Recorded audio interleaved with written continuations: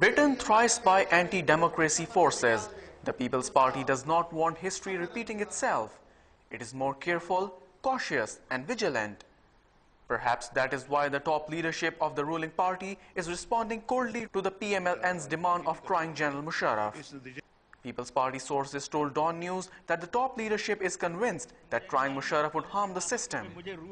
It will create problems, it will create a polarized society. We are already a polarized society. We don't need further polarization.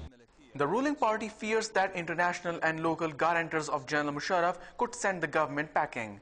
Besides, the trial would open up a Pandora's box involving state institutions like army and judiciary.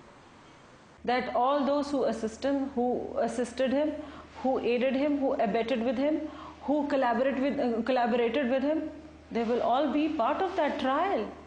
And even the judges who gave him indemnity at the first place. Well, I'm not going to make any comment on this matter. I fear the court.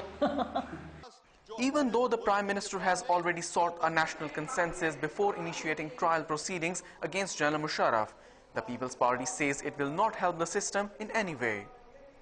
It is just we feel that it's not going to be fruitful, it's not going to benefit the system, it's not going to strengthen the system, it's not going to facilitate the system. General Musharraf has hinted at returning to Pakistan by November. If he does so, the People's Party's handling of the situation will be a test case. But many people have placed their bets that General Musharraf will not return neither sooner nor later. Shahzad Raza, Dawn News, Islamabad.